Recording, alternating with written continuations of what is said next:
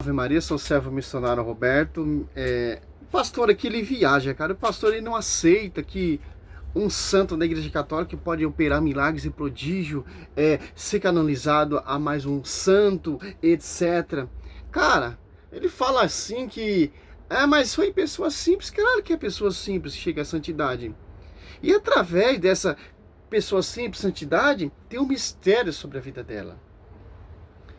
E quando ela morre, os seus restos mortais, suas roupas, suas relíquias, começam a operar milagres e prodígio. Por quê, cara? Porque a unção da santidade. Como, por exemplo, caiu aquele homem lá na tumba onde o profeta Eliseu estava morto. Os ossos ali de Eliseu, o cara toca ali, cara, morto e é ressuscitado, operando milagres e prodígios. Por quê? Por causa da santidade do profeta Eliseu, cara. Só você ver como a igreja canoniza um santo, estudando a vida da pessoa. Como a gente vamos saber que o profeta Eliseu, chegou à perfeição, ele é um santo e começou a operar milagres e prodígios através dos seus restos mortais? Só estudar a vida, cara. A igreja segue a tradição. Para canonizar um santo da igreja, como por exemplo esse menino aí, Carlos Alcuti, que foi canonizado beato por causa dos milagres e prodígios, estudou toda a vida, toda a santidade, cara. E para a gente entender, vamos estudar a santidade do profeta Elias, o profeta Eliseu. Aí você vai chegar a uma conclusão que a igreja não está errando, cara. Segue, tem um comentário aqui que ele vai falar aqui, mostrar como é canonizado, tal, etc. Para difamar depois. Do termo santo. Será que nós estamos falando da mesma coisa? Quando um católico fala sobre os seus santos, será que é o mesmo termo que a Bíblia usa? Então eu quero falar com você. Mas antes disso, eu quero que você assista rapidinho este pequeno documentário onde vai explanar um pouquinho a perspectiva de santidade, a perspectiva de como uma pessoa pode se tornar santa dentro da Igreja Católica. Já já voltaremos. Segundo a Congregação para as Causas dos Santos, o processo de canonização é um dos processos mais democráticos da Igreja, uma vez que é completamente iniciado por recomendações da Igreja fiel à santidade da pessoa. Eu gosto de dizer que um santo tem dois eus, o eu para imitação e o eu para intercessão, uma vez que o bispo tenha determinado que os fiéis estão convencidos dessa imitabilidade, por assim dizer, e então tem a confirmação de que as orações foram respondidas através da intercessão desses indivíduos. Ele pode iniciar um processo, ele pode começar a causa. Esta fase diocesana implica uma solicitação à congregação, coletando testemunhos a favor e contra o santo em potencial e nomeando um postulador para acompanhar o desenvolvimento do processo. É um processo colegial em que muitas mulheres e homens especializados são chamados a expressar sua opinião. Então, finalmente, aqui na congregação, depois que os bispos diocesanos ou locais ou os arcebispos coletaram todas as evidências a favor e contra a canonização, a congregação estuda e faz recomendações ao Santo Padre, que sozinho tem a decisão final de beatificar e canonizar. Estes incluem a exigência de milagres pela intercessão do santo. É preciso ser confirmado antes da beatificação do santo e outro ainda antes de sua canonização. Se o primeiro ou o segundo não ocorrer, tem que confirmar os milagres, os prodígios e estudar a vida do santo, do beato, para ser canonizado e reconhecido pela igreja. Certo? É um processo muito demorado, cara. Tem que confirmar os milagres e prodígios, interrogar as pessoas que foi alvejado a graça, que aconteceu milagres e prodígios, etc. E por aí vai, cara. Todo um processo de acordo com a tradição. Não de acordo com o que esse pastor quer, que está tentando mostrar. Se nós possamos interceder, imagina aquele que está lá na glória. Qual tem mais poder? A nossa intercessão dos santos que estão buscando a perfeição ou aqueles que já chegou à perfeição? Temos aí essa história, o padroeiro que foi beatificado, o padroeiro da internet, Carlos Alcuti. Por quê? Reconheceu a graça, os milagres e prodígios. E a igreja reconheceu e canonizou beato da internet, rogar por nós, né? Precisamos desse trabalho para evangelizar. Ainda antes de sua canonização. Se o primeiro ou o segundo não ocorrer, o processo não poderá continuar. O Senhor escolhe alguns e só... Tem que corresponder todo o processo, o estudo do magistério. Isso que aconteceu com os beatos, com os santos reconhecidos pela igreja. Ele sabe por quê e dá carismas especiais ou dons naquele momento particular na história da igreja, para, digamos, como placas em uma estrada, como chegar ao céu. Assim, são esses carismas que levam aos dois eus o desejo de imitar e pedir a intercessão da pessoa.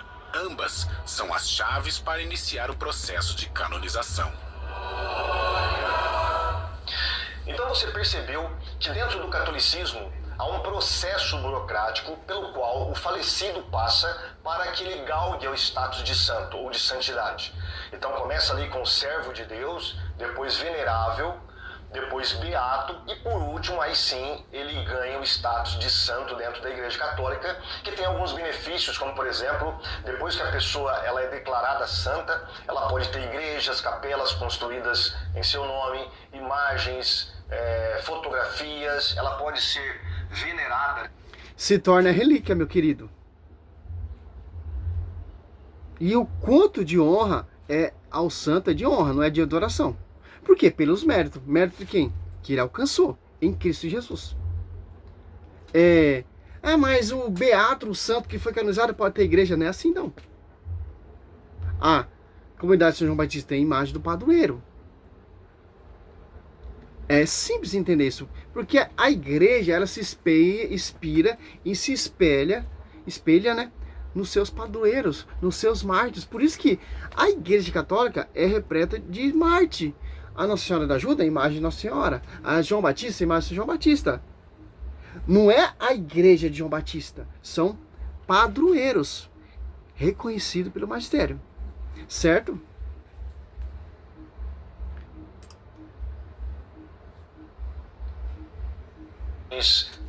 Fotografias, ela pode ser venerada, né, entre aspas, como os católicos utilizam essa palavra.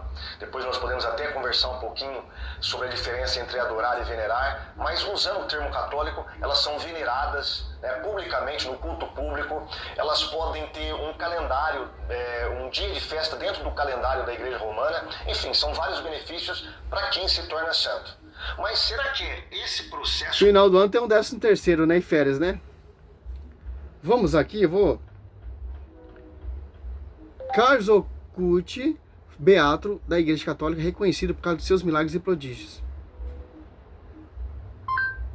Carlos Ocuti, beato da Igreja Católica, reconhecido por causa dos seus milagres e prodígios. Recomendo ao pastor aqui, ó, História de Carlos Ocuti, o anjo da juventude, né? A túmulo de Carlos Ocuti. Eu recomendo ao pastor estudar um pouquinho. O incrível milagre eucarístico associado ao beato Carlos Ocuti. Oi. Que interessante. A igreja reconheceu, por quê? Por causa dos milagres e prodígios que ocorreu, que operou sobre a vida do menino, cara. Incrível milagre eucarístico que ocorreu alguns dias depois da morte do beato Carlo Acutis. Carlo Acutis teve uma vida breve, mas marcada com uma profunda espiritualidade eucarística e mariana. Viveu intensamente o amor, a misericórdia e a caridade. Ele morreu de leucemia em 12 de outubro de 2006 e foi beatificado em 16 de outubro de 2020. O milagre eucarístico ocorreu no dia 21 de outubro de 2006, no México. Ele é associado a Carlo por sua profunda devoção eucarística e por ter sido logo após o seu falecimento. Neste dia, enquanto se celebrava uma missa de retiro, uma religiosa estava distribuindo a comunhão. De repente, seus olhos se encheram de lágrimas. A hóstia que havia pego para dar a comunhão a um fiel havia começado a sangrar. Então ela se aproxima do celebrante e lhe mostra a âmbula contendo as hóstias consagradas e com aquela que havia sangrado. O pároco relatou o ocorrido ao bispo. que convocou uma comissão teológica e um grupo de pesquisadores. O objetivo era determinar a autenticidade do caso. As investigações foram realizadas entre outubro de 2009 e outubro de 2012, concluindo-se que se tratava de um evento anormal. Tá ótimo aqui pra gente entender que ele está sendo beatificado, reconhecido pela igreja, pelo magistério. A partir de agora, o venerável servo de Deus, Carlo Acutis, será chamado de beato, declarou o cardeal Agostino Vallini. Carlo è stato un ragazzo. Para a mãe de Carlo, Antônia, ele era um adolescente como outro qualquer, que gostava de sair com os amigos e jogar bola, mas que contagiava a todos com sua imensa fé. Ela, que era católica, não recebeu um tratamento especial para ficar exposta aos fiéis. Chamado de padroeiro da internet e influencer de Deus, Preciso estudar mais um pouquinho, pastor. Olha só. Você vai negar isso?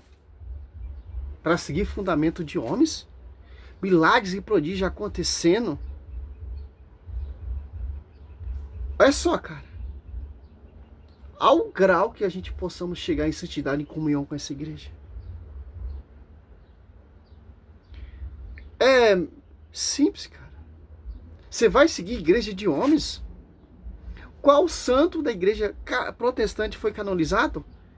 Me mostra aí as nuvens de testemunhas protestantes que foram reconhecidos pela igreja, pelo magistério, para seguir homens, fundamento de homens, doutrina de homens, perdendo todo esse contexto, toda essa graça, todo esse milagre, todo o prodígio, e Deus mostrando para a gente que a gente possamos chegar à santidade.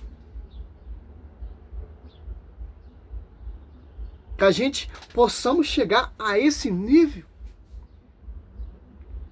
Simples, cara. Eu vou parar o vídeo aqui porque eu não consigo entender essa revolução protestante. Salve Maria, sou missionário São Roberto. É resposta ao pastor aí. Vamos estudar mais um pouquinho para depois fazer um vídeo criticando a igreja, tá bom, meu querido? Salve Maria sobre a sua vida.